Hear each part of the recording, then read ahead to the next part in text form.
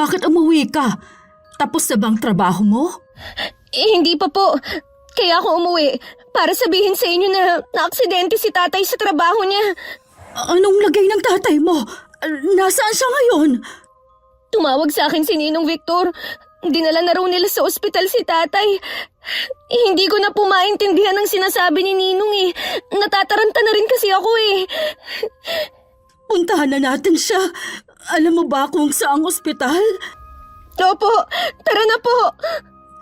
Diyos ko, iligtas niyo po ang asawa ko sa kapahamakan. Ang taong matapobre mahilig manglait ng kapwa at masyadong mapagmataas. Dahil dito marami ang nagkikimkim ng galit sa kanya. Nagigimit siya pa ito ng paghihigante na hindi natin maiisip na pwedeng mangyari. Kaya mas mabuti pa rin maging mapagkumbaba kahit malayo na ang nararating sa buhay. Magandang araw, Miss Gwen. Tawagin niyo na lang ako sa palayaw na Tsoleng. 55 taong gulang na at tubong Camarines Norte. Isa sa libangan ko ang pakikinig sa inyong channel. Marami ako natutunan at napupulot na aral sa bawat kwento na aking napapakinggan. Meron din akong gustong ibahagi sa inyong channel na may kinalaman sa kulam. Sana mapili niyo ang aking sulat. Dahil hanggang ngayon hindi ko pa rin makalimutan na nangyari. Kinalulungkot ko nangyari, Ate Tsoleng. Pasensya na rin kung hindi kami nakapunta sa burol ng asawa mo. Ayos lang yun. Naiintindihan ko naman kayo. Ang layo ng probinsya natin at magastos din ang pagpunta sa Maynila. Salamat nga pala sa pinadala ninyong pera ha. Nagambagan kami ng mga kapatid natin para mapadalang ka. Maliban kay Ate Matilda. Wala man kami sa tabi mo. Kahit papano, nakatulong kami sa'yo. Hindi naman ako umaasa, Ate Matilda. Nadaanan ko nga ang bahay niya kanina. May bakod na pala yon. Oo, pinalagyan niya para daw wala na makakapasok. Kung alam mo lang, lalo siyang yumabang. Iba talagang nagagawa ng yaman sa tao. Nasanay na lang din kami sa kapatid nating yun. Hindi na naman yun magbabago Hindi naman siya kawalan sa atin Oo nga, wala naman siyang pakialam sa ating lahat. Mabuti na rin yun. Kesa naman lagi niyang ipinamumuka sa atin ang kaibahan ng buhay natin sa kanya. Ate, sigurado ka na ba na dito niyo gustong tumira? Luma na kasi ang bahay na to at may mga butas na rin ang bubong. Oo naman. Ako na ang bahalang magpaayos ng bubong nito. Medyo malaki naman ang bahay namin at kasya tayong lahat.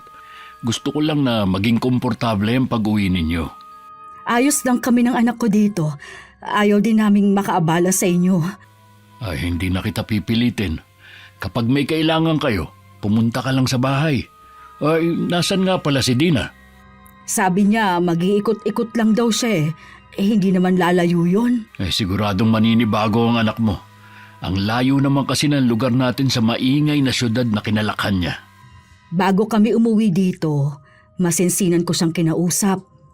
Wala akong itinago sa kung anong buhay na meron tayo dito. May trabaho naman siya doon at pwedeng magpaiwan pero mas gusto niyang sumama sa akin dito. Huwag mo sanang mamasamain ang pagtatanong ko, ate ha.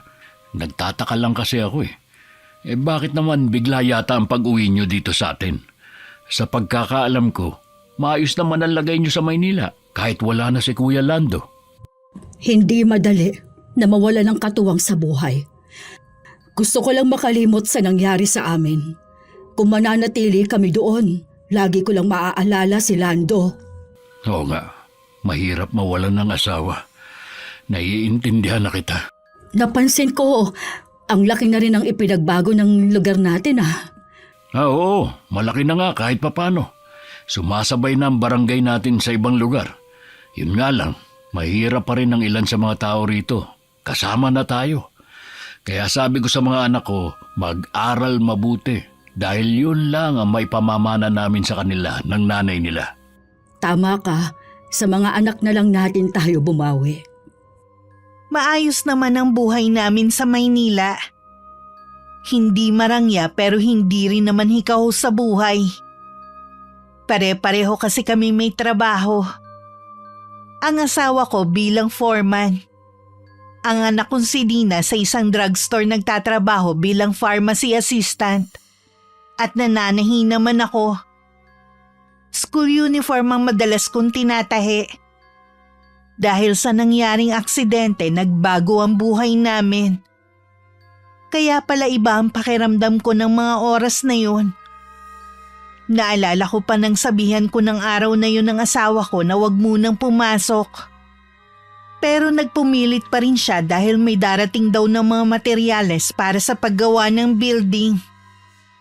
Mariin na lang ako napapikit sa mapait na alaalang yun. Nay, umiiyak na naman po ba kayo? Hindi ko mapigilan eh. Naiintindihan ko naman po kayo eh.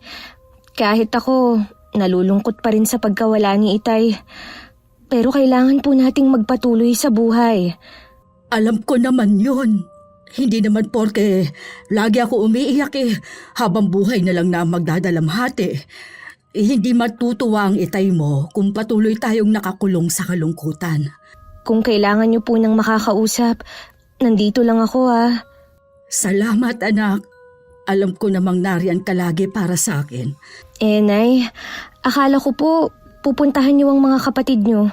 Galing na dito ang Tio Bernardo mo. Tinanong niya kung ano pa ang kailangan natin.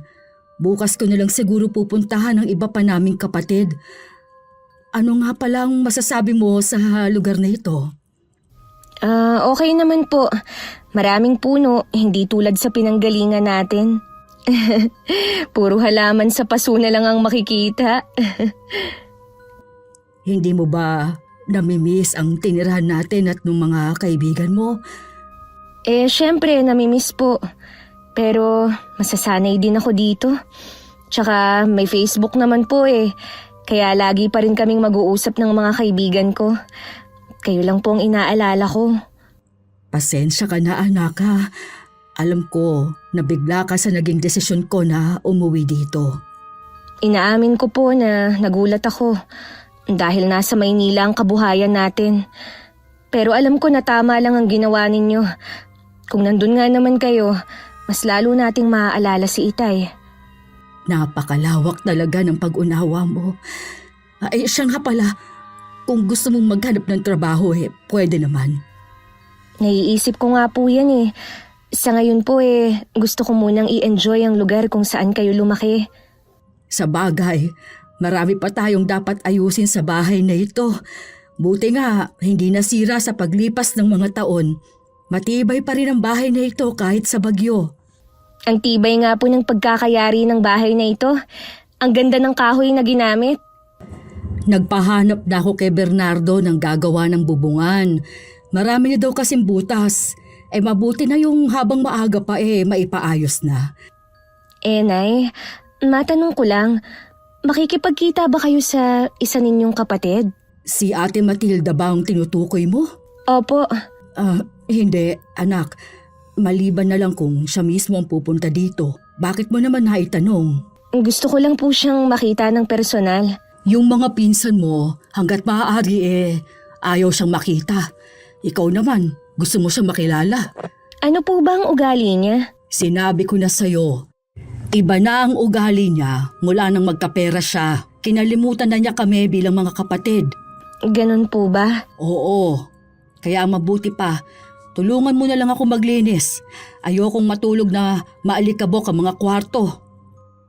May 1 linggo na rin mula nang dumating kami.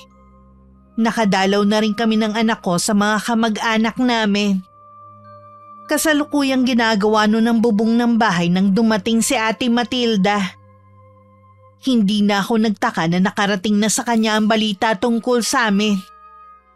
Hindi ko lang inaasahan na mas maaga siyang pupunta sa bahay.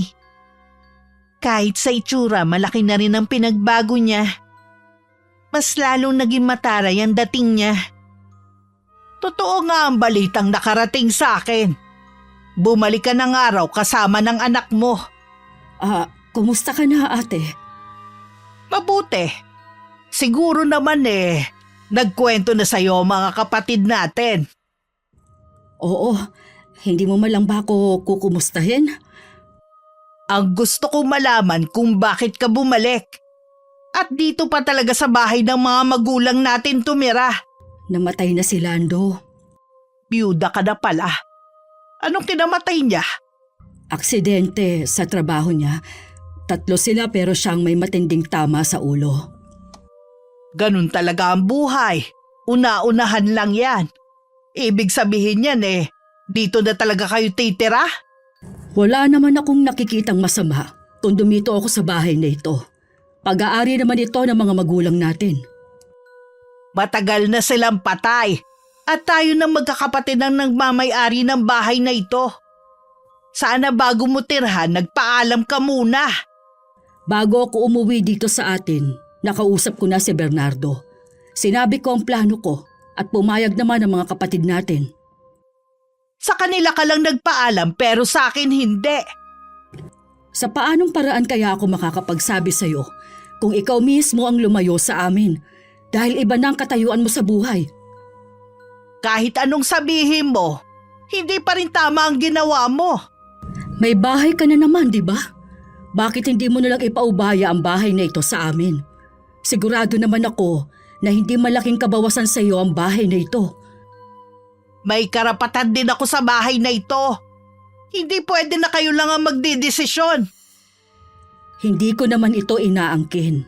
Kaya nga kahit ang pagpapaayos sa mga bubong, ipinagpaalam ko pa sa mga kapatid natin. Alam mo namang wala akong sariling bahay dito sa atin. Wala namang nakatira dito, kaya wala akong nakikitang masama kung titirhan ko muna. Plano ko na kasing ipagbili ang bahay at lupa na nakapaligid dito Tapos paghati-hatian natin ang pinagbentahan. Ito lang ang naiwan ng mga magulang natin. Hindi ako papayag at kahit ang mga kapatid natin na ipagbili ito. Alam mo rin na sa lupa natin nakatirik ang bahay ng iba nating kapatid. Saan sila titira kung ipagbibili ito? Hindi ko na problema yun. Wala ka talagang pagmamalasakit sa amin, ano? Hindi naman kami ibang tao Mga kapatid mo kami. Kahit mga kapatid ko kayo, may kanya-kanya na tayong buhay. Oo nga, pero sana naman makisama ka sa amin. Hindi yung kapakanan mo lang ang iniisip mo. Masyado kang makasarili. Hindi ako makasarili. Masama bang kunin ko ang parte sa ari-arian na naiwan ng mga magulang natin, ha? Kung tutuusin, maliit lang naman ang halaga na magiging parte mo kumpara sa mawawala sa mga kapatid natin. Ako ang panganay. Dapat ako lang ang masusunod.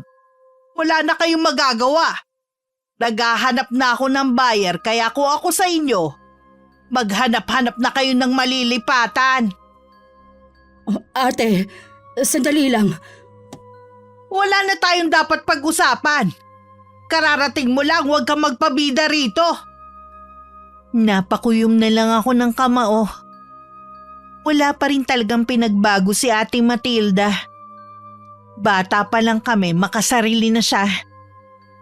Katunayan ni isa sa mga kapatid namin walang malapit sa kanya. Lalo pang lumala ang ugali nito nang mamatay ang mga magulang namin. Hindi naman siguro maibebenta ang lupa namin kung hindi namin papayagan. Kahit kailangan pa ng pera ng mga kapatid ko, siguradong hindi sila papayag na maibenta ang tanging ari-arian na naipundar ng mga magulang namin.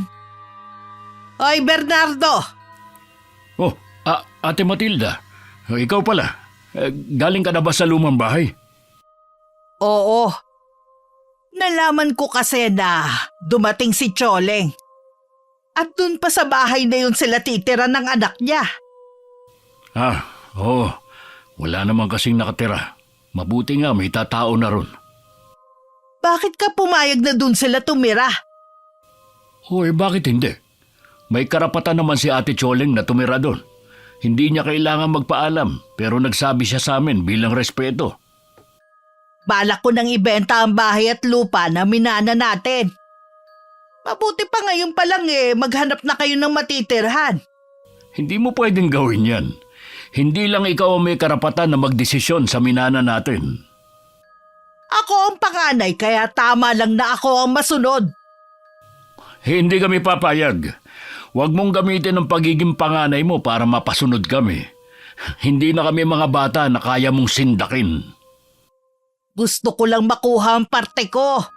At yun lang ang paraan para makuha ang mana para sa akin. Bakit kailangan mo pang pag-interesan ng maliit na manang makukuha mo? Marami ka namang ari-arian ah.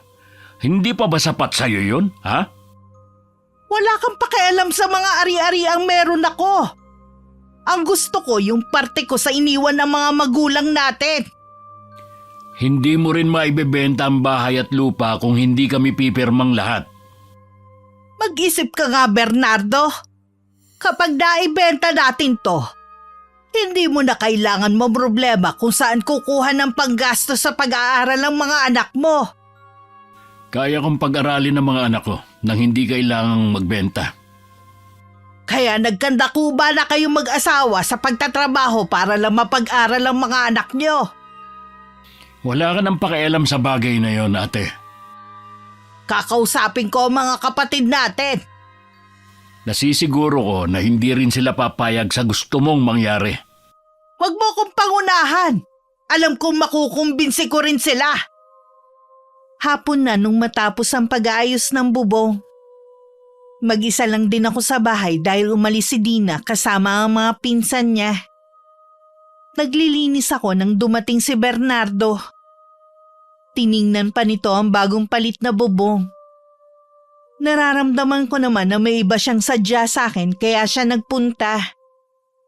Nasisiguro kung may kinalaman ng kapatid naming si Ate Matilda.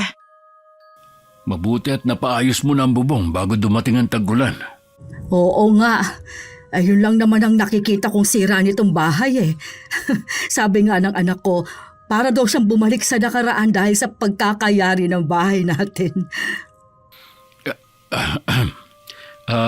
Nanggaling na pala dito si Ate Matilda. Pinuntahan niya rin kasi ako eh. Oo, hindi niya nagustuhan ang pagtira namin dito. Akala yata niya basta na lang tayo papayag sa gusto niyang ibenta itong bahay at lupa natin. Siya lang naman ang makikinabang kung sakali.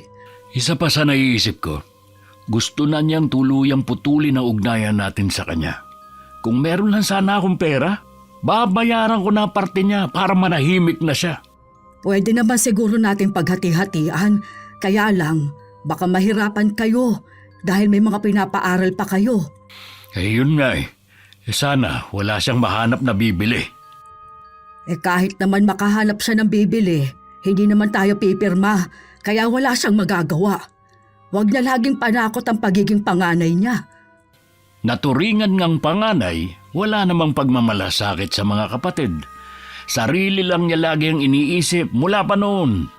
Kahit nga ang mga magulang natin noon, nagtataka kung bakit si Ate Matilda lang ang naiibang ugali sa ating 5. Alam mo ba ate, nung nasa Maynila ka, ang dami niyang ginawa sa aming masama. Bakit hindi ka nagsusumbong sa akin tuwing kausap kita sa cellphone? Ayoko na kasi na mag-alala ka pa eh. At saka wala ka namang magagawa dahil nasa Maynila ka ng mga panahon na yun. Kahit na. Kung hindi niya magampanan ang pagiging panganay niya, handa akong maging ate ninyo. Ngayong nandito na ako, hindi ako papayag na apihin niya tayo. Ay dahil marami na siyang pera kaya lalo siyang naging mapagmataas. Hindi sa lahat ng pagkakataon ay lagi siyang nasa itaas. Kaya nga lagi kong sinasabi sa mga anak ko, mag-aral mabuti para hindi na silang matahin ang pamilya ng tiyahin nila. Tama din naman ang sinabi mo, pero wag din nilang tularan ang kapatid natin. Sinasabi ko rin yun sa kanila. Kaya lang yung panganay ko, nagtanim na ng sama ng loob kay Ate Matilda dahil sa ginawa nito sa kanya sa party. Anong ginawa ni Ate Matilda sa anak mo? Pinahiya niya si Kate sa harap ng maraming tao. Hindi ko talaga makalimutan ang pangyayaring yun hanggang ngayon. Wala man lang akong nagawa para ipagtanggol ang anak ko. Malaki kasi utang ko kay Ate Matilda nun eh. Kaya naninilbihan kami sa kanila para makabayad. Ang sama niya! Paano niya nagawa yun sa bata? Para siyang walang anak. May utang pa nga ako sa kanya. Kapag naibenta ko na yung alaga namin baka, babayaran ko na siya. Ayoko na kasing bumalik sa bahay nila eh. Ayaw na rin ng mga anak ko. Babayaran ko na ang utang mo sa kanya. Meron pa naman akong naitatabi dito eh. Gamitin mo muna. Ay, mas kailangan nyo yun. Lalo na't wala kayong hanap buhay ni Dina. Huwag mo kaming intindihin. Balak na rin namang maghanap ng trabaho ni Dina sa 1 linggo. Mas kailangan mo ng pera ngayon. Salamat, ate ha. Sa wakas, hindi na maninilbihan na mag-iin ako kapag merong party kina ate Matilda. Ang dami niyang pera. Hindi siya umupa ng mga taga-silbi. Gusto kasi niyang ipamukha sa akin kung gaano sila nakaaangat sa buhay. Sa akin niya gawin ang ginagawa niyang yon. May kalalagyan talaga siya sa akin. Dahil abala sa trabaho at sa pag-aaral ang mga pamangking ko, lagi lang nasa bahay si Dina. Nagpasya na rin siyang mag-apply ng trabaho dahil naiinip na lagi na lang siyang nakakulong. Pinayagan ko naman siya. Nasa hustong gulang na naman siya para magpasya para sa sarili niya. Lagi ko lang paalala na mag-iingat. Iba na kasi ang panahon ngayon kahit sabihin pang nasa probinsya na kami. Nag-iisip din ako ng pwedeng pagkakitaan. Sa palagay ko, hindi ko rin magagamit ang pananahi ko dito sa lugar namin. Habang wala pa ako naiisip, nagtatanim lang ako ng mga gulay sa paligid ng bahay. Nung hapon, pagdating ni Dina, nadatnan niya ang tiyo Bernardo niya. Pagkatapos magmano, pumasok muna siya sa kwarto para makapagpalit ng damit. At saka lumabas din naman. Nay, nakausap ko po kanina si Joanne. Kumusta na siya at ang ninong Victor mo? Nagaling na po si Ninong Victor. Nakabalik na nga daw po sa trabaho eh. Meron nga lang siyang kinuwento sa akin. Baka interesado kayong malaman. Tungkol saan naman? Yung naging boss at kontraktor ni tatay, halos magkasunod lang namatay. Baka may sakit sila kaya ganun. Sabi po ni Joanne, basta na lang daw nagkasakit. At ilang doktor na ang tumingin pero hindi natukoy ang sakit nila. Hanggang sa bawian na lang sila ng buhay. Ay, hindi naman natin sila kaano-ano. Kaya wag na natin silang pakialaman. Akala ko matutuwa kayo dahil galit kayo sa kanila. Dahil kung hindi dahil sa kanila, buhay pa sana si Itay. Kailanman, hindi ko ikinatuwa ang kamatayan ng ibang tao. Iyon lang naman po ang gusto kong sabihin. Saan ka na naman pupunta? Kararating mo lang. Hindi mo pa nga sinasabi kung tanggap ka na sa trabaho mo. Malalaman pa po sa Lunes kung tanggap ako. Sige po, Nay. Pupunta lang ako kay Napopoy. Sige po, Chong. Sige. Baka nandun na rin ang mga pinsan mong sinakit. Parang walang kapaguran ng batang yan. Ganyan talaga ang mga bata ngayon. Kahit ang mga anak ko, ganyan din eh. Natutuwa na rin ako dahil mga pinsan niya lang ang mga barkada niya.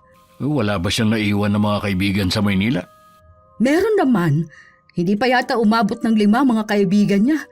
Lagi ko kasing bilin sa kanya ang maging mapili sa kakaibiganin. Mahirap na kasing magtiwala sa panahon ngayon. Sinabi mo pa. Maiba nga pala ako. Ano yung sinasabi ni Dina na galit ka sa boss ng asawa mo? Sila kasi ang dahilan kung bakit namatay si Lando. Kung hindi nila tinipid ang mga materyales na ginamit sa building na ginagawa, hindi yun guguho. Ilang beses na yung sinabi ng asawa ko sa kanila, pero hindi sila nakinig. Binantaan pa nila na huwag magsasalita. Kaya tama lang ang nangyari sa kanila. Karma na yon sa kanila. Sa pagkakakwento ni Dina, hindi pangkaraniwan ang naging sakit nila. Hindi kaya kulam? Mabuti yun. Para nagdusa muna sila bago namatay. Ate, ikaw ba ang kumulam sa kanila? Bakit mo naman naitanong yan? Dahil alam ko na ikaw ang nagmana ng kakayahan ng lola natin. Aaminin ko. Ako nga ang kumulam sa kanila. Alam ko naman kasing hindi mabibigyan ng hustisya ang pagkamatay ng asawa ko.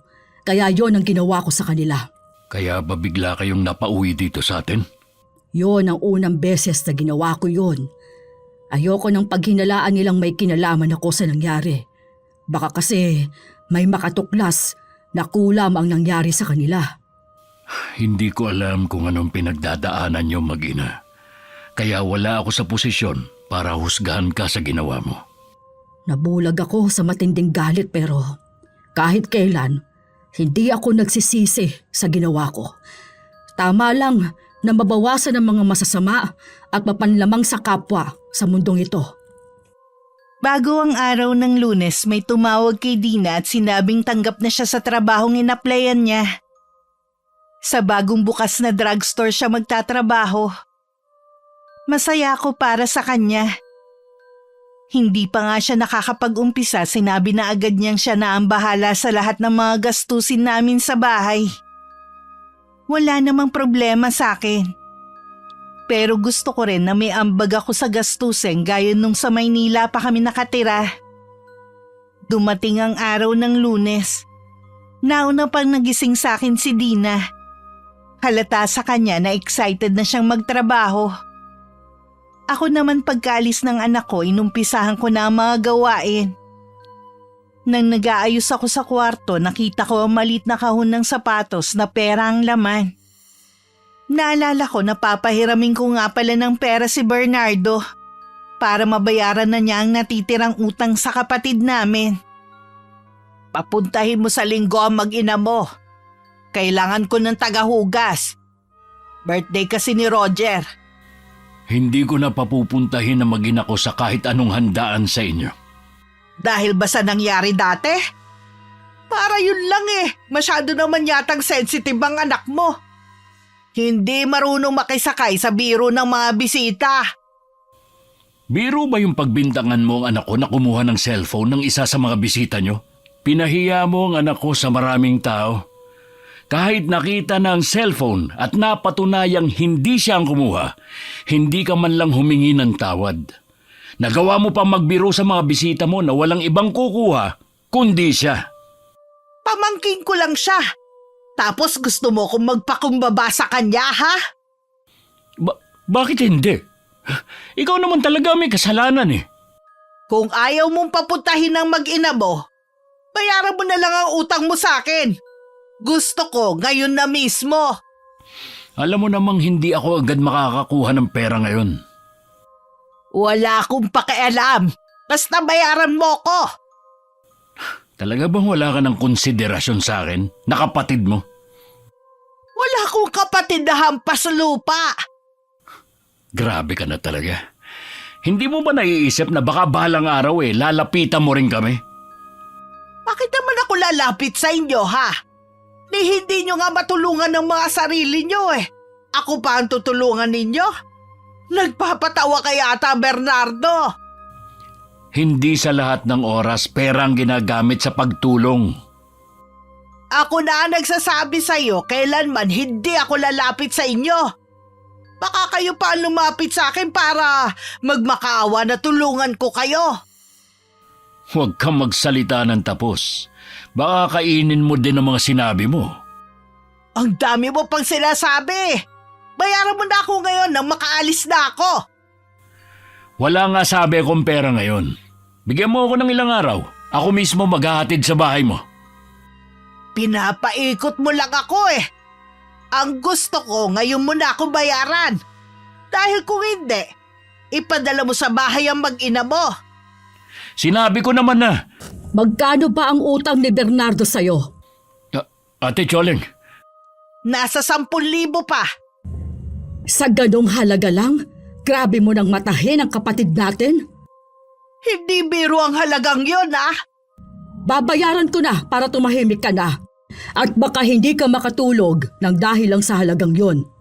Ikaw ang manahimik dyan. Hindi ko kailangan ng pera mo. Si Bernardo ang may utang sa akin. Ang utang ni Bernardo ay utang ko na rin. Tanggapin mo na to. Tutal naman, mukha kang pera. Alam mo, nakatuntong ka lang sa Maynila, akala mo kung sino ka na. Kahit ilang taon ako sa Maynila, hindi ako nagbago sa pakikitungo sa mga kapatid natin. Hindi na wala ang pagmamahal ko sa kanila at kahit kailan, hindi ko sila titignan na mas mababa pa sa akin. Ang drama mo! Akin na nga ang pera nang makaalis na sa mabahong lugar na to. Huwag mo sanang kakalimutan, Ate Matilda, na ang mabahong lugar na ito ay naging tahanan mo rin. Dito tayo naglaro at natutong mangarap. Huwag ka sanang mayabang dahil mananatili ka pa rin nakatapak sa lupa. Kaya nga gusto ko nalang ibenta ang lugar na to para hindi laging nakadikit sa akin na minsan akong tumira dito. Sana lang hindi ko na kayo naging kapatid. Diyan na nga kayo. Sinusumpa niya ang pagiging mahirap natin. Maswerte nga siya dahil nagawa niyang iangat ang sarili niya. Pero naging mapangmata naman siya. Pwede na nga siyang sabitan ng medalya sa pagiging matapobre niya. Mabuti na lang pala dumating ako. Mapapanatag ka na, ha? Wala ka ng utang sa kanya. Salamat, Ate Choleng. Huwag ka mag-alala. Babayaran agad kita kapag nagkapera ako. Huwag mo munang isipin yon. Hindi ko pa naman kailangan ng pere. Lalo na ngayon na may trabaho na si Dina. Sa totoo lang, mula nang dumating ka, nagkaroon na ako ng lakas ng loob na sagutin si Ate Matilda. Nung wala ka pa kasi, tiklob kaming lahat sa kanya. Hanggat maaari, ayoko din makipagsagutan sa kanya dahil kapatid pa rin natin siya. Kaya lang, nakakaubos din pala ng pasensya. Kahit noon, ikaw lang ang may tapang na kontrahin ang mga sinasabi niya. Kapag kasi mali na, walang masamang sumagot. Hindi naman kawala ng respeto yun sa mas nakatatandang kapatid. Inalam ko rin kay Bernardo kung may utang din ng iba pa naming kapatid kay Ate Matilda. Sa pagkakaalam daw niya, wala naman. Nakahinga naman ako ng maluwag. Pagkaraan ng ilang sandali, nagpaalam na rin ako na uuwi na ng bahay. Pagdating, itinuloy ko na ang ginagawa ko. Itinago ko na rin ang kahon na may lamang pera. Hindi ko akalain na ang tinatanggihan ko nung una pwede palang makatulong sa akin. Bayad yun ng boss ng asawa ko para hindi na ako magreklamo sa nangyari. Hindi nila alam na wala naman talaga akong balak maghabol. Dahil ako mismo ang magbibigay ng hustisya sa pagkamatay ng asawa ko. Pagkatapos ng mga gawain, hinintay ko na lang ang oras ng pag-uwi ni Dina. Mano po, Nay? Bakit pala kayo nandito sa labas? Nagsiga kasi ako ng mga tuyong dahon. Hinintay na rin kita. Mabuti pa po dito, no? Pwede pang magsiga. Wala naman tayong kapitbahay na malapit. Tsaka, tuyong dahon naman. Bawal na rin dito magsiga ng mga basura. Kumusta naman ba ang maghapon mo sa trabaho? Okay naman po. Hindi naman ako nanibago. Yun naman po kasi ang ginagawa ko sa Maynila Ang problema ko lang yung mga katrabaho ko, hindi nila ako kinakausap. Baka nahihiya lang sila sa'yo. Ay, baka nga po. Susubukan kong ako na lang ang mauunang makipaglapit sa kanila. Tama yan, anak. Ikaw dapat ang makipaglapit sa kanila dahil ikaw ang bagong dating. Minsan nga lang po naiilang din ako dahil hindi ko maintindihan ang salita nila. Sa umpisa talaga nakakailang pero masasanay ka rin. Tara na po na sa loob. Doon na lang tayo magkwentuhan. O sige, nagugutom ka na ba? Medyo po. Alam niyo naman ako kahit noon pa. Laging gutom pag uwi ng bahay. Nakaluto naman ako ng hapunan natin. Ay, siya nga pala, Nay. Muntik ko nang makalimutang sabihin. Kanina, habang lunchtime, kachat ko si Joanne. Sabi daw ni Ninong Victor, kulam daw ang ikinamatay ng mga boss nila tatay. Talaga? O paano naman daw nila nalaman? Taga-probinsya daw po ang asawa ng kontraktor ni tatay. Ganon daw kasi ang kinukulam Nung makahanap daw ng albularyo, huli na. Kaya hindi na nailigtas ang asawa. Marami siguro silang ginawang kasalanan kaya pinakulam sila. Siguro nga po. Anak, meron sana akong ipakikiusap sa'yo. Ano po yun, Nay? Hanggang ngayon kasi, masakit pa rin ang biglaang pagkawala ng tatay mo. Kung maaari sana, huwag mo nang banggitin dito sa atin ang mga taong may kinalaman sa pagkamatay ng tatay mo. Sorry po, Nay. Hindi mo kailangang mag-sorry. Alam ko naman na hindi mo sinasadya. Huwag po kayong mag-alala. Kapag tumawag ulit si Joanne, sasabihin ko sa kanya na huwag na naming pag-usapan ang nangyari. Salamat anak at naiintindihan mo. Nakakaramdam din kasi ako ng usig ng konsensya dahil sa ginawa ko.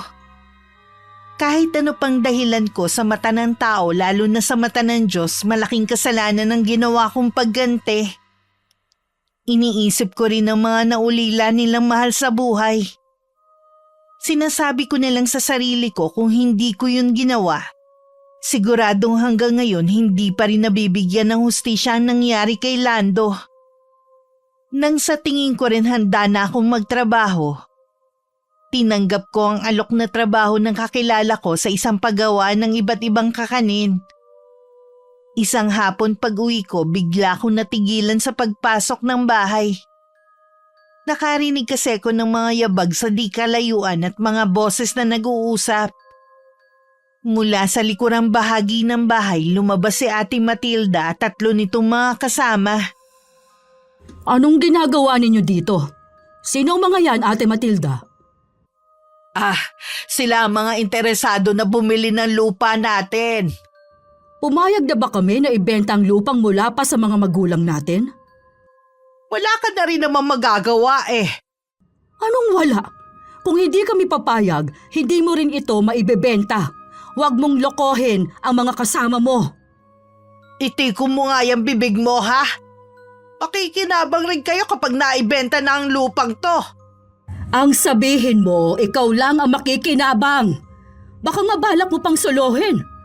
Kahit ano pa ang pagtutulang gawin mo, wala ka na nga magagawa. Tingnan lang natin. Ang mabuti pa, Choleng, bumalik ka na lang sa Maynila. Hindi ka kailangan dito. Bakit ako aalis? May karapatan ako sa bahay na ito. Kung meron mang kailangang umalis, ikaw yun. Hindi ka na nahiya sa mga magulang natin. Matagal na silang wala. Huwag mo na silang isali. Bakit? Silang nagpundar ng bahay at lupa na ito. Wala ka man lang bang katiting na pagpapahalaga sa pinaghirapan nila? Kaya ayaw kitang kausap eh. Puro kakadramahan. Ganyan ba talaga kapag namatayan ng asawa ha? Wag na wag mong isali sa usapan ng asawa ko. Wala siyang kinalaman sa pinag-uusapan natin. Pasensya na kayo sa kanya ha. Sa ibang araw na lang tayo bumalik. Wag na kayong bumalik dito. Wag kayong maniwala sa kapatid kong yan. Wala kaming balak na ibenta ang lupa ng mga magulang namin. Tumahimik ka nga. Aalis kami ngayon pero magtutuos pa tayo. Hindi ko makakalimutan ang ginawa mong pagpapaya sa akin. Hindi ako pumasok sa loob ng bahay hanggat natatanaw ko pa si Ate Matilda at ang mga kasama niya. Nung gabi hindi ko inaasahan na darating ulit si ate. Agad niya akong sinugod ng sampal. Hindi naman nakagalaw ang anak ko na nabigla sa nangyari. Napahawak na lang ako sa pisngi ko na nasaktan habang nakatitig sa kapatid ko. Akala mo siguro palalampasin ko ang ginawa mo, no? Ganon ka ba kauhaw sa pera, ha? Wala ka ng pagsasaalang-alang sa amin ng mga kapatid mo at sa mga magulang natin. Ilang beses ko bang sasabihin na wala na akong pakialam sa inyo? Wala na nga talaga dahil pakiramdam mo nasa taas ka na. Hindi mo na nararanasan na maghirap katulad namin. Kasalanan mo kung bakit nagmamatigas ang mga kapatid natin. Bakit kasi umuwi-uwi ka pa rito eh? Natural, dahil dito talaga ako nakatira. Kung dati ay sunod-sunuran ng mga kapatid natin sa'yo, sa kabila ng sama ng ugali mo, dahil malaking respeto nila sa'yo. Pero sumusobra ka na sa ginagawa mong pagtrato sa kanila. Natural lang na sumunod sila sa akin dahil ako ang panganay. Ginagamit mo lang ang pagiging panganay mo para lamangan kami. Kapag hindi mo nakumbinsi ang mga kapatid natin, humanda ka sa akin. Huwag mo akong laging pinagbabantaan. Hindi ako natatakot sa'yo. Ano bang pinagmamalaki mo, ha? Maynila lang naman ang narating mo, ah. Wala ka pa naman napapatunayan. Wala nga siguro para sa'yo. Dahil ang lagi mong basihan na malayo nang narating, ay kung gaano karami ang pera ng isang tao. Dapat naman talaga ganon. Mas masarap kayang mahiga sa pera kaysa mahiga sa malamig na banig. Umalis ka na. Baka kung ano pang magawa ko sa'yo. Sige, aalis ako. Pero tandaan mo, hindi ako titigil hanggat hindi ko nakukuha ang gusto ko. Ayos lang po ba kayo, Nay? Oo, ayos lang ako. Kung alam ko lang nasasaktan kayo ni Tia Matilda, hindi ko na sana siya pinatuloy. Hindi mo na rin naman siya mapipigilan pumasok dito. Bakit kasi pinipilit niyang ibenta ang lupa ng mga magulang ninyo? Pera lang kasi ang mahalaga sa kanya. Hindi niya iniisip kung saan titira ang mga kapatid namin. Makasarili nga siya. Lahat naman kayo mababait eh. Bukod tanging siya lang ang kakaibang ugali. Nagtataka nga rin kami. Magsasara na nga ako. Baka bumalik pa si Tia Matilda. Ilang araw din akong hindi mapakali. Inaalala ko kasi baka bumalik si Ate Matilda kasama ang mga interesadong bumili ng lupa namin. Minsan dumating nga ako galing trabaho, nakita ko na may mga bakas ng sapatos sa basang lupa. Doon ko na sigurong bumalik nga sila. Naiiling na lang ako sa pagkadismaya sa ginawa ng ate ko. Lingid pala sa kaalaman ko, kinakausap na rin niya mga kapatid namin. Sa pilitan niyang pinapaamin ng mga to kung nasan ang titulo ng lupa. Ano na naman ang kailangan mo, ate? Nakausap ko na yung tatlo. Nasa'yo ba ang titulo ng lupa? Hindi ko alam kung nasan yung titulo. Ang buong akala ko nasa iyo. Yun din ang pagkakaalala ko nun eh. Kaya nagtataka ako kung bakit wala sa akin. Sigurado ako na isa sa inyo ang kumuha nun. Baka naman kusa mo na ilagay. Ikaw ang panganay. Sa iyo ipinagkatiwala yun ng mga magulang natin bago sila namatay. Hindi kaya na kay Choleng? Malabo yan sinasabi mo. Alam mong ilang linggo pa lang mula nang dumating si Ate Choling at hindi naman siya nakakapasok sa bahay niyo. Ay, baka naman nakuha niya yon bago pa siya inuwi ni Lando sa Maynila. Naniniwala ako na wala sa kanya yung titulo ng lupa. Ay, puro na lang problema. Kung tutuusin, marami ka ng pera. Bakit problemado ka pa? Maswerte pa rin pala kami kahit naghihirap, nagagawa pa rin naming tumawa. Kayo yon, dahil wala naman kayong magagawa kundi ang itawa ang kalagayan nyo. Kung iinsultuhin mo na naman ako at ang pamilya ko, mabuti pa umalis ka na. Tandaan mo to ha, kapag nagkaroon ng emergency sa pamilya mo, hindi kita tutulungan. Hindi pa hihintulutan ng Diyos na mapahamak ang pamilya ko dahil alam niya na wala kaming malalapitan. Huwag kang pakakasiguro dyan sa sinasabi mo. Sa bagay, meron ka nga palang malalapitan. Tingnan ko lang kung hanggang saan kayo kayang tulungan ni Choleng. Hanggang ngayon, palaisipan pa rin sa akin kung bakit nagagalit ka sa amin. Hindi naman kami lumalapit sa iyo para humingi ng tulong ha. Dapat lang. Magsubikap kayo para marating nyo rin kung nasan ako ngayon. Kung nasan ka man ngayon, may kasamang swerte yan. Hindi lahat binibiyayaan ng tulad ng sayo. Sana maisip mo, hindi lahat pare-pareho ng kapalaran. Araw ng linggo.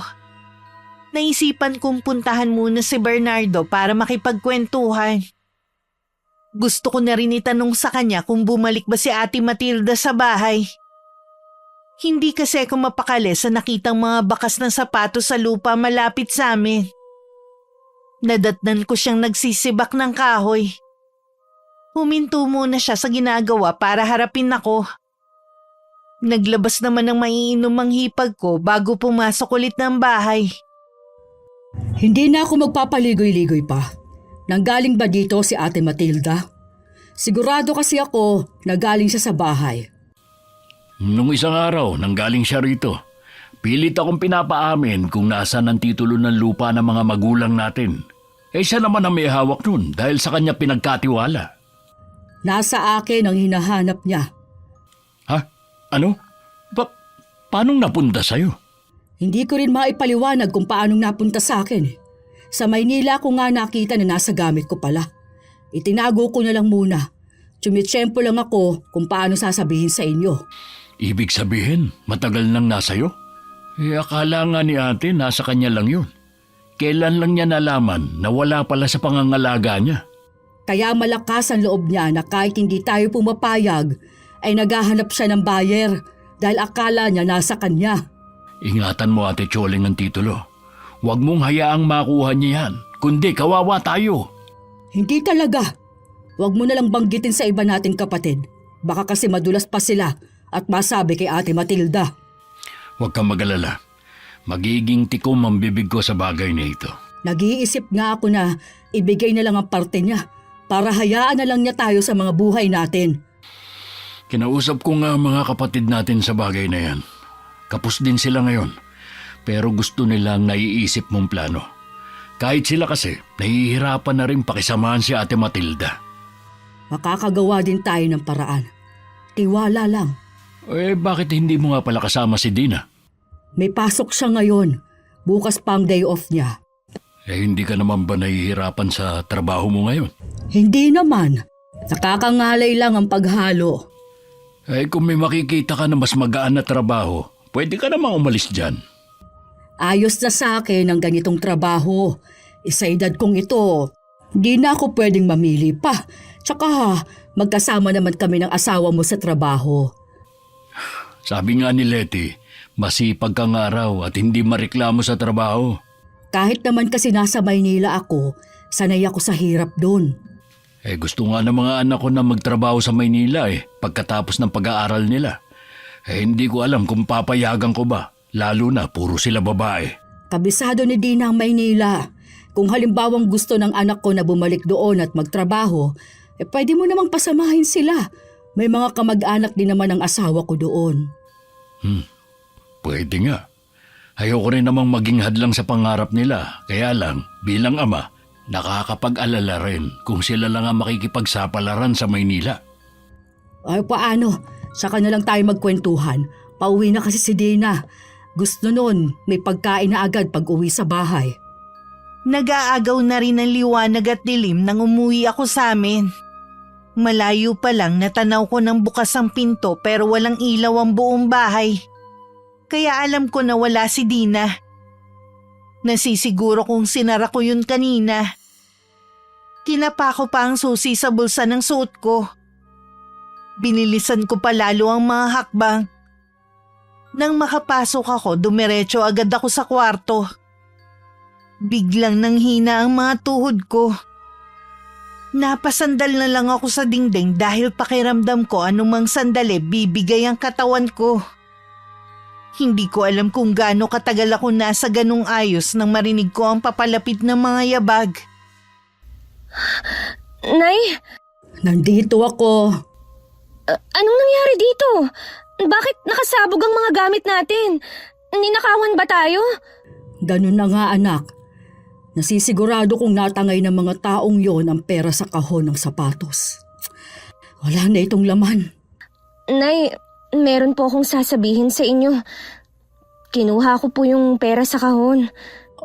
Ano? Ikaw ang kubuha? Kasi po Nay, dyan nyo lang kasi inilagay sa kahon ng sapatos Kaya kinuha ko na. Tama lang pala ang desisyon ko na kunin at ilagay sa bangko ko. Ay, pambihira ka talagang bata ka. Munti ka na akong atakihin dahil akala ko'y natangay ang pera natin. Sorry po Nay Nakalimutan ko kasing banggitin sa inyo Natatawa ka pa talaga sa lagay na yan. Ipon nyo po ba yun ni tatay? Ay, oo. Ipon nga namin yon ang itay mo. Uso pala ang akyat bahay dito sa probinsya. Parang alam ko na kung sino may pakana nito. Sino naman po? Di ang Tia Matilda mo. Hinahanap niya kasi ang titulo ng lupa. Kahit baliktarin niya ang buong bahay, hindi niya yun makikita dito. Ganun ba talaga siya kasama? Wala na talaga siyang sinasanto, basta makuha lang niya ang gusto. Mabuti na lang, wala silang nakuhang kahit ano. Kaya lang ang kalat naman. Mabuti na lang day off ko bukas. Ako na po ang magliligpit ng mga ito. Dito ka muna. May pupuntahan lang ako. Magsara ka ng pinto at huwag magbubukas kapag may kumatok. Saan po kayo pupunta? Ako naman ang pupunta sa bahay ni Ate Matilda. Hindi ko na talaga pwedeng palampasin ang ginawa ng ate kong yun. Hindi porke mas nakakaangat siya sa buhay kaya na niyang gawin ang gusto niya. Hindi ko nahihintayan na siya na naman ang sumugod sa bahay. Pagdating sa kanila, saktong merong kasambahay na lumabas para magtapon ng basura. Agad ako nagpakilala na kapatid ni Ate Matilda. May pagdududa pang tiningnan ako ng dalagang kasambahay. Idinagdag ko na lang na galing ako ng Maynila. Pinapasok naman niya ako at pinaghintay sa malawak na bakuran. Ilang sandali pa nakita ko nang palapit si ate. Akala ko nagkamali lang ang kasambahay ko. Tatanga-tanga din kasi yun eh. Hindi na ako nagtataka kung ganyan ka magsalita sa mga kasambahay mo dito. Kami nga wala rin pa akong dangan na pagsalitaan mo ng masasakit na salita. Wala kang pakialam kung paano ko tratuhin ang mga kasambahay ko. Bahay ko to. Ako ang nagpapasahod sa kanila kaya ako ang masusunod. Ano ba kasi ang ginagawa mo rito, ha? Akala mo yata, hindi ko alam na meron kang inutusan na pasukin ang bahay namin. Wala rin naman kayong napala. Hindi ko alam ang sinasabi mo. Sige lang, magkaila ka pa. Hindi naman pala importante ang sasabihin mo, inabala mo pa ako. Kami nga lagi mo rin inaabala. Minsan lang kitang abalahin, galit ka na kagad. Umalis ka na, marami pa akong gagawin. Sa susunod, wag mo nang gagamitin ang pagiging magkapatid natin para lang makapasok ka sa pamamahay ko. Huwag kang mag-alala. Ito ang una at huling beses na pupunta ko sa bahay na ito. Kitang-kita ko naman sa pagbubuka mong pandedire na makapasok ako dito. Na parang may sakit akong nakakahawa. Kulang na lang ipagtabuyan mo ko. Tingnan mo naman kasi ang pagkakaiba ng katayuan natin sa buhay. Kahit magkadugo pa tayo, hindi tayo magiging pantay. Tandaan mo yan! Sandaling panahon pa lang nga akong nakakauwi. Ang dami mo ng mga ginagawang hindi maganda. Paano pa kaya ang mga kapatid natin? Ano kayang klaseng pagtitiis ang naranasan nila sa'yo? Akala kasi nila porke umangat ako, aambunan ko na rin sila ng grasya. Hindi naman kailangang ambunan mo sila. Sana hinatak mo rin sila paangat, hindi yung lalo mo silang inilulubog. Bakit ko namang gagawin yon, ha? Magsikap sila, no? Ayaw mo silang umangat dahil wala kang mamatahin. Masaya ka kasi tuwing nakikitang naghihirap ang mga kapatid natin. Akala mo naman, madadala mo sa hukay yung ipinagmamalaki mong yaman. Baka gusto mong ipakaladkad na lang kita palabas. Kanina mo pa pinaiinit ang ulo ko, ah. Hindi na kailangan. Nasabi ko naman na ang gusto kong sabihin. Leche talaga. Siya yata nagdala ng kamalasan sa akin, eh. Habang naglalakad nga pa uwi, ang dami kong naiisip gawin. Naalala ko rin ang kinikwento ng mga kapatid ko sa akin. Siguro mas pinili na lang nilang wag sabihin sa akin lahat. Tuwing kaharap ko sila, nababasa ko ang kakaibang lungkot sa mga mata nila kapag ang topic namin si Ate Matilda. Para tuloy gusto kong pagsisihan na sumama ako kay Lando para sa Maynila na tumira. Sa loob ng mahigit 20 taon, 3 beses lang ako nakabisita noon. Hindi sapat para malaman ko ang kalagayan nila. Nakakapag-usap man kami sa cellphone, wala naman silang sinasabi na paghihirap na dinadanas nila dahil kay ate. Pagdating sa bahay nang marinig ni Dina ang boses ko, agad niyang binuksan ang pinto. Makikita sa mukha niya ang takot at nanginginig pa ang buong katawan na napayakap sa akin. May nangyari ba habang wala ako? Pag-alis niyo kanina, maya-maya lang nakarinig ako ng mga yabag at kaluskos sa labas ng bahay. Sigurado po ako na mga tao yun. Gusto ko sanang tumakbo sa bahay ni na Tio Bernardo. Kaya lang, natatakot akong lumabas sa likod ng bahay. Baka kasi pagbukas ko ng pinto, sila ang bumungad sa akin. Tama lang ang ginawa mo na hindi lumabas ng bahay. Nakumpirma niyo po ba na si Tia Matilda ang nasa likod sa panluloob sa atin? Hindi naman siya aamin. Mabuti na rin na pinuntahan ko siya para alam niyang hindi niya ako pwedeng takutin gaya ng mga kapatid namin. Dahil sa pera, lahat gagawin ni Tia Matilda. Hindi talaga siya nakukontento sa buhay. Akala ko sa Maynila lang ang delikado. Dito rin pala sa lugar ninyo. Tandaan mo, kahit saang lugar, delikado dahil nagkalat na ang mga masasamang tao. Mas mag-iingat na po ako sa susunod. Pasensya ka na anak. Hindi na tuloy tayo nakakain ng hapunan. Maaga pa naman po. Magluluto muna ako. Maupo na lang kayo dyan. Alam kong pagod kayo. Kinabukasan kasama si Bernardo nagtungo kami sa barangay para magpa-blatter sa nangyari sa bahay. Ayoko sana pero ang kapatid ko ang mapilit na i-report pa rin namin ang nangyari. Nangako naman ang kapitan na magpapadala ng mga barangay tanod para magpatrolya malapit sa bahay. Maliit lang naman ang baryo namin. Kaya nasisiguro kung nakarating na yun kay Ate Matilda. Isang araw may pagsubok na dumating kina Bernardo. Nagkasakit ang anak nitong bunso at kinailangan isugod sa ospital. Agad kong inutusan si Dina na kunin ang pera sa bangko. Alam ko kasing kakailanganin yun ng kapatid ko. Nakikiusap ako sa iyo, ate. Huwag kang manggugulo rito. Hindi naman yun ang sadya ko dito eh. Handa pa nga akong tumulong. Anong kapalit ng tulong mo? Alam mo na ang gusto ko. Sinabi ko na, wala akong alam kung nasaan ang titulo. Alam ko nagsisinungaling ka. Hindi ka nga nag-aalala na nawawala eh. Kahit ano pa ang sabihin mo, wala akong alam. Kaya kinakarma yung pamilya mo eh. Wala akong ginagawang masama sa kapwa ko. Kaya hindi ito karma kundi pagsubok lang sa amin to. Sigurado ako malaki ang babayaran ninyo. Saan ka kukuha ng pambayad ha? Wala ka nang pakialam kung saan ako kukuha ng pambayad. Bakit ba nagagalit ka? Umalis ka na. Hindi namin kailangan ng tulong mo. Kung ako sa'yo, hilingin mo na lang na mamatay ang anak mo kaysa mabaon kayo sa utang. Anak ka ng... Subukan mo ulit sabihin yan. Baka makalimutan kong kapatid kita. Umuwi ka na sa inyo at huwag ka na magpapakita uli. Mula ngayon, hindi na kita tinuturing na kapatid. Wala naman kayong pakinabang sa akin eh.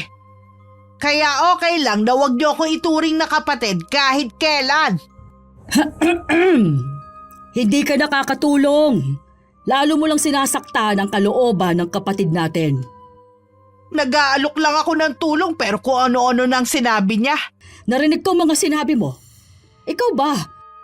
Matutuwa kapag hiniling na mamatay na lang ang anak mo? Siyempre hindi. O yun naman pala eh. Pamangkin mo ang sinabihan mo at hindi ibang tao. Nasaan ang puso mo? Kaya ko lang naman nasabi yon dahil wala naman siyang pera. Akong bahala sa gastusin nila sa ospital.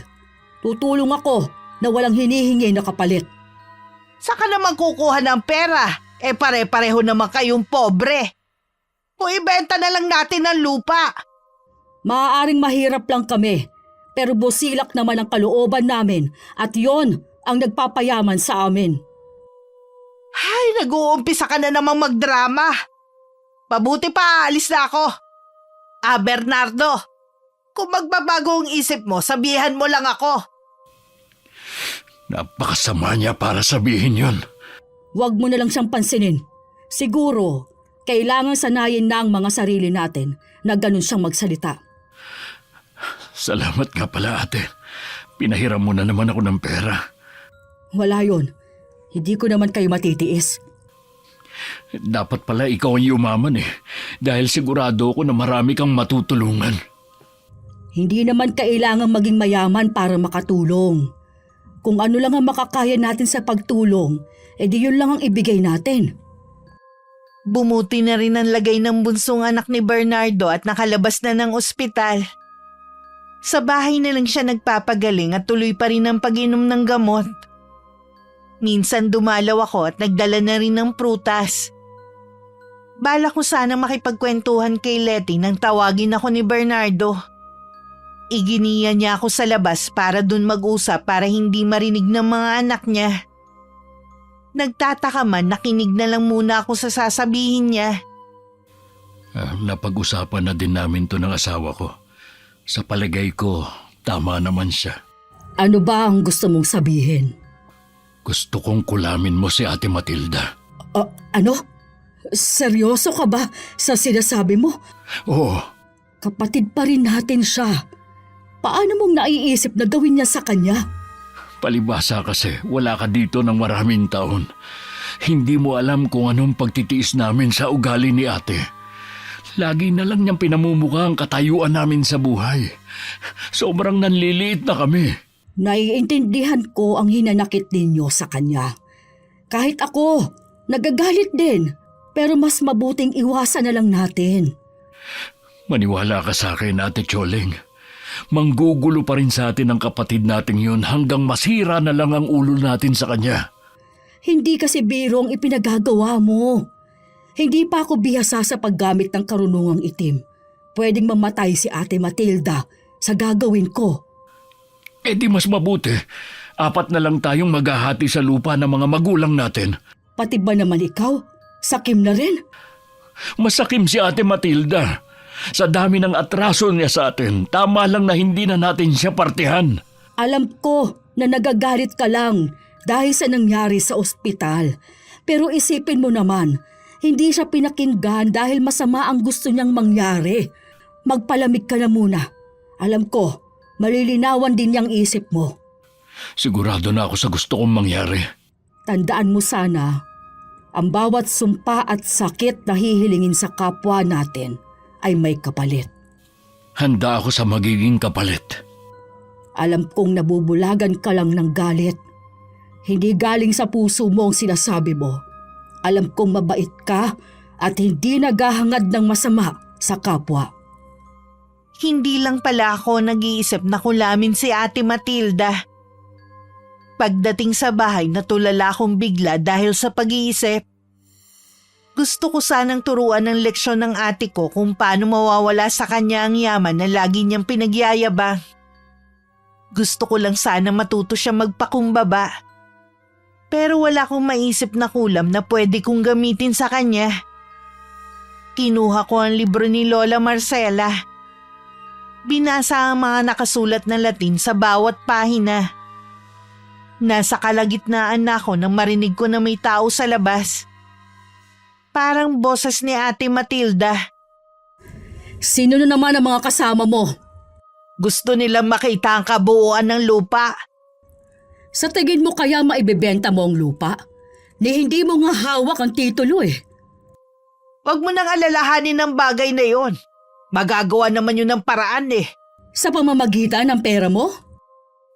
Oo, dahil sa pera ko. Magagamit mo pa kaya ang pera mo kung may sakit ka na? Regular ako nagpapa-check up kaya alam ko na malusog ang pangangatawan ko. Maingat din ako sa kinakain ko para masumaba pa ang buhay ko. Nang ma-enjoy ko pa ang yaman ko. Sige, ikutin nyo na ang kabuuan ng lupa natin. O ano nakain mo? Hindi kaya yata nagwawala. Naisip ko kasi, nakakapagod din palang makipagtalo palagi. Nakakaubos ng lakas. Ang sabihin mo, hindi mo kaya. Oh, saan ka pupunta? May ginagawa kasi ako bago kayo dumating. Itutuloy ko lang. O sige, itutuloy na rin namin ang ginagawang paglilibot. Pagbalik ko sa kwarto, nasa sahig na ang libro ni Lola. Malapit na rin sa dulo ang pahina nito. Nakuha ang atensyon ko ng pahina kung saan nakasulat ang sumpa para sa kapatid. Binasa ko yon at nagkaroon ng ideya kung anong gagawin ko. Sa palagay ko akma yun para kay Ate Matilda. Gusto ko lang naman na bumait siya sa amin. Sa gagawin ko sa'yo, tingnan ko lang kung hindi mo patawagin ang lahat ng santong kilala mo. Mula nang magawa ko ang orasyon, hindi na ako makatulog. Ramdam ko kasing tumatalab na ang ginawa kong orasyon kay Ate Matilda. Alam kong kasalanan ang ginawa ko. Tao lang ako na mas nangingibabaw ang kagustuhan na makapaghigante. May ilan linggo na pala akong hindi pumapasok sa trabaho dahil nagkaroon ako ng pigsa sa kilikili. Hindi ko alam kung may kinalaman ng mahirap na paghahalo ng mga kakanin sa malaking talyasi kaya ako nagkaroon. Minsan dumalaw si Bernardo. Kakaiba ang ngiti niya at halata din ang kasiglahan niya. Kumusta ka na, Ate Choling? Medyo hirap pa rin ikilos ang kaliwang braso ko. Pero nakakagawa naman ng mga gawaing bahay kahit papaano. Siguro hindi mo nabalitaan kasi hindi ka naman lumalabas ng bahay eh. Anong balita ba ang sinasabi mo? Sinugod sa ospital si Ate Matilda. Sabi, inatake daw sa puso. Dinadaing daw kasi na hindi makahinga. Alam ko, wala siyang sakit. Regular pa nga daw siyang nagpapacheck up eh. Baka yun na ang karma sa kanya. Mukhang masaya ka pa sa nangyari sa kanya. Wala na kasi kung nararamdaman na awa sa kanya sa mga ginawa niya. Sana matuluyan na siya. Bernardo! Ano ba yung sinasabi mo? Pasensya na, Ate Choling. Hindi ko lang mapigilang sabihin. Balitaan mo na lang ako sa nangyayari sa kanya. Mukhang matatagalan pa bago ako makalabas. Dahil matagal pang gumaling ang pigsa ko eh. Ginawa mo ba yung sinabi ko sa'yo kung paano yan gamutin? Oo, sinabayan ko na rin ang pag-inom ng gamot. Ang mabuti pa siguro, huwag ka nang bumalik sa trabaho mo. Yun nga din ang sinabi ni Dina sa akin. Kaya din naman daw niya kaming buhayin. Kaya lang, nakakainip naman kasi kung wala akong ginagawa. Yun nga lang, sanay kasi tayong kumakayod. Ay siya nga pala ate, baka sa isang linggo mabayaran na kita sa utang ko. Hindi ko pa naman kailangan. Baka magipit ka. Hindi naman. At saka alam ko na meron kang pinaglalaanan ng pera mo Alam kong ipon nyo yun ng mag-asawa. Naubos ang pera namin ni Lando noong 2 linggo siyang nasa ospital para isalba ang buhay niya. Pero iniwan niya pa rin kami. Kung ganon, saan galing ang pera na yon? Bayad yun ng boss ng asawa ko. Gusto niya manahimik ako. Akala yata niya sapat na ang pera na yon para sa isang buhay na nawala. Alam ko mali ang ginawa kong pagganti. Pero kung hindi ko yun ginawa, marami pa silang buhay at pamilyang sisirain. Dahil sa kasakiman nila, nawala sa amin ang anak ko, si Lando. Ganon siguro ang mga mayayaman. Walang pakialam sa buhay ng maliliit na tao. Kaya tama lang na sa kanila mo gamitin ang kaalaman mo sa kulam. Minsan naiisip ko na darating ang panahon na sisingilin ako sa ginawa ko. Inihanda ko na lang ang sarili ko. Hiling ko lang na sana hindi madamay si Dina. Lumipas ang mga araw at linggo na wala kaming balita kay Ate Matilda. Sabi lang ni Bernardo, saradong-sarado daw ang bahay nila. Maaari daw lumuwas para dun magpagamot. Iniisip niyo po ba si Tia Matilda? Oo. Ang sabi kasi ng Tio Bernardo mo, saradong-sarado daw ang bahay ng tiyahin mo. Wala nang nakatira. Baka nga po lumipat na sila ng bahay o kaya naman lumuwas para magpagamot. Minsan po kasi bumibili ako sa bakery ng tinapay. Narinig ko na pinag-uusapan ng mga tao si Chang.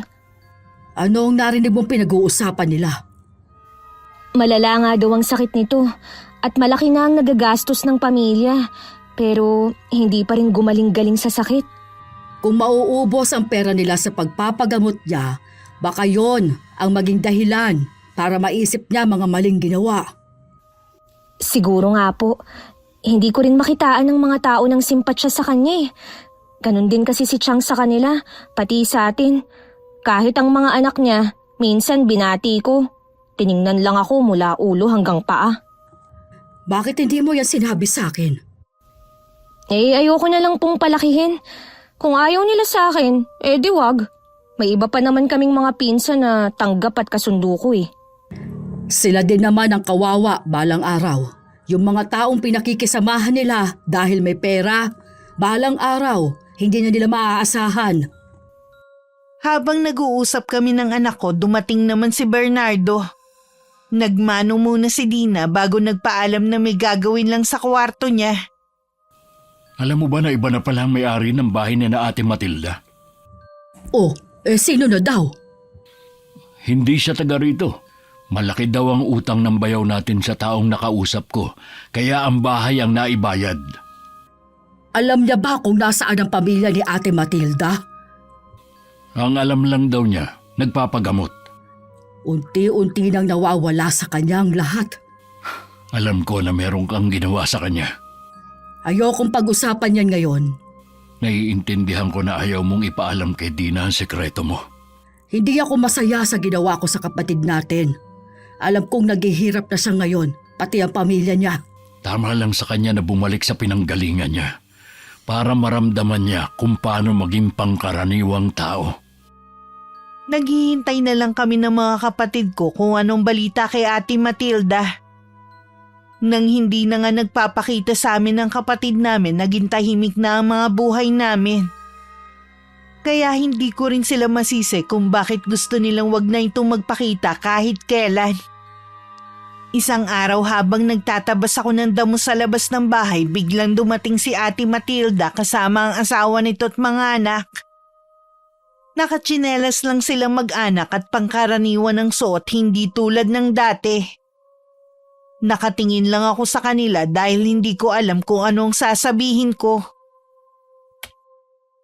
Wala na kami mapuntahan.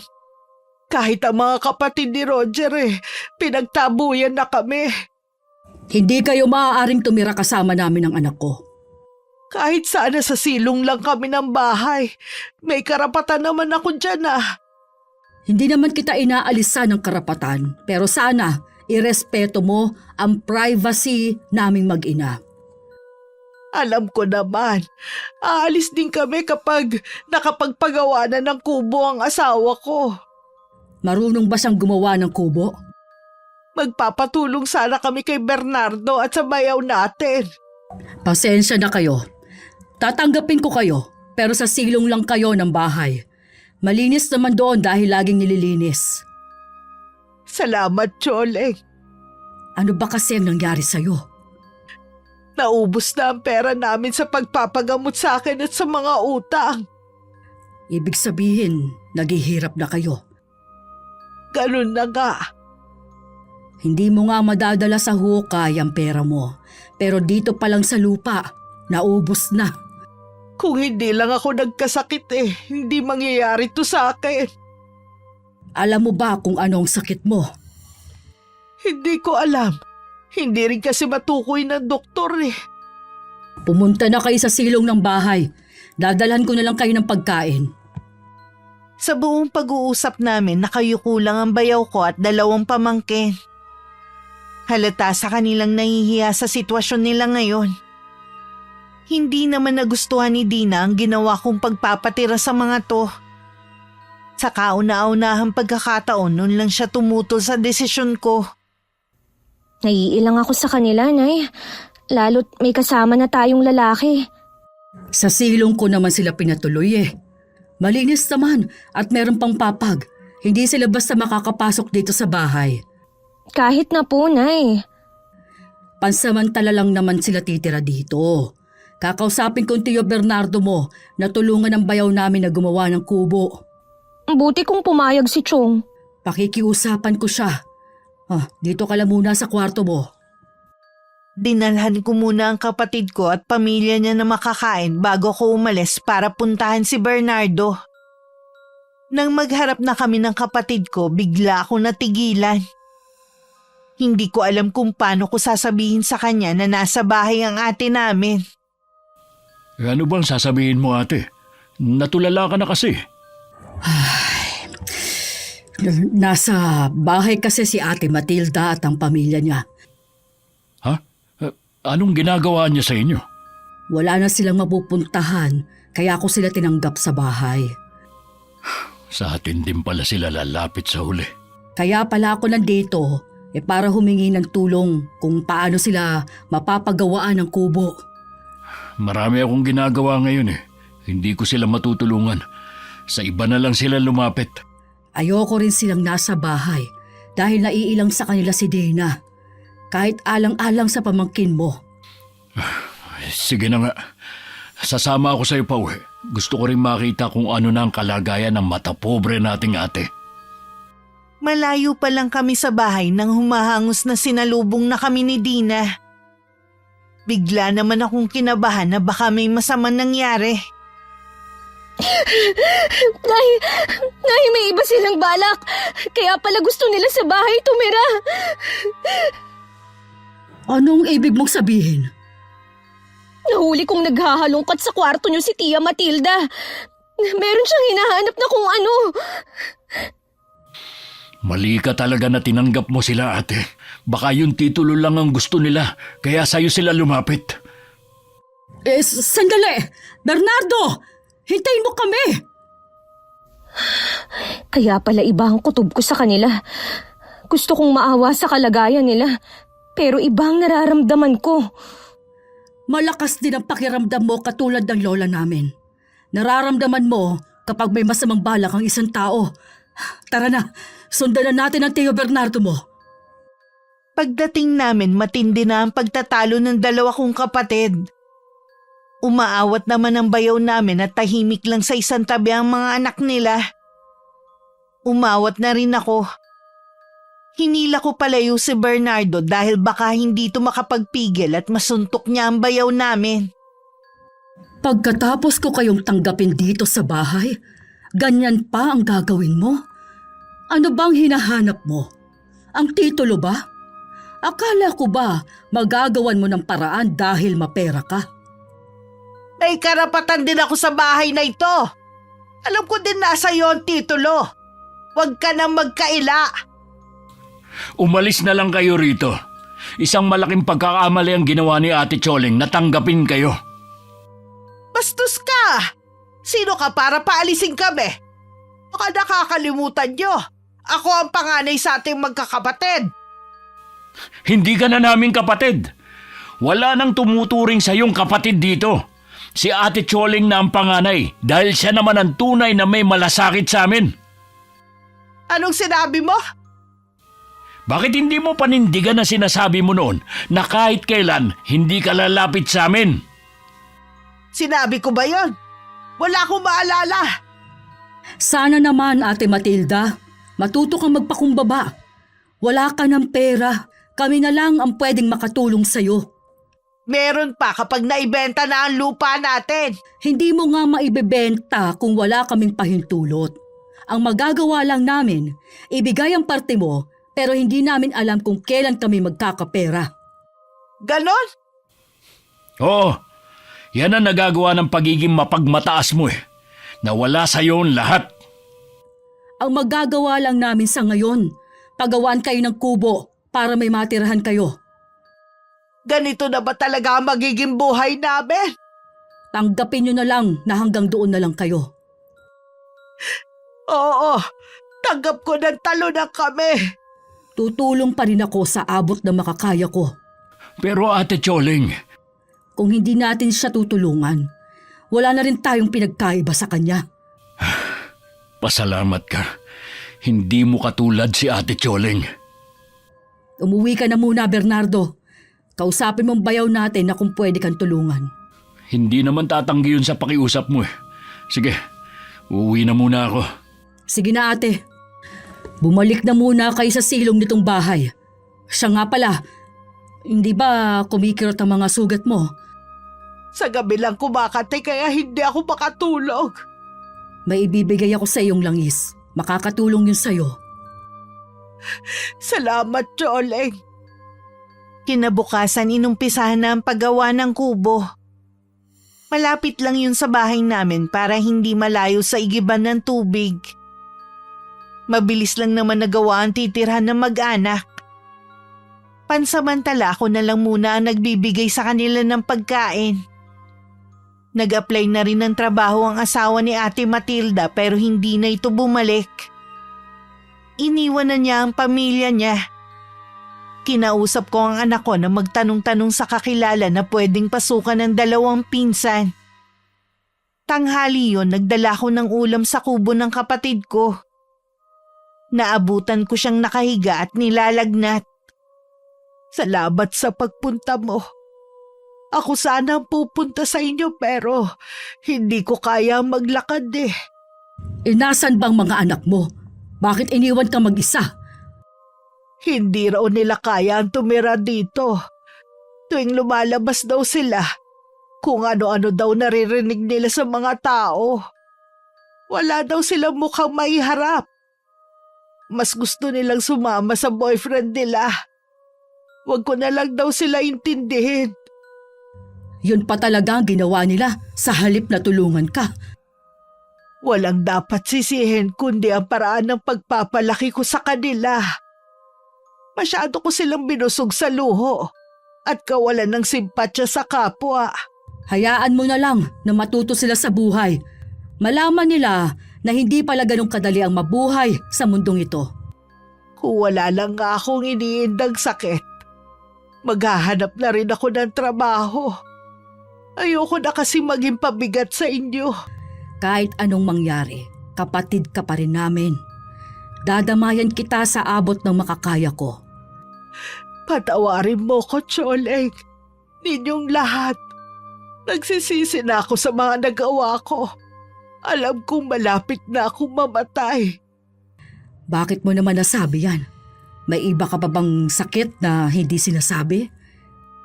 Ilang gabi ko nang napapanaginipan ng lola natin eh. Baka sinusundo na niya ako.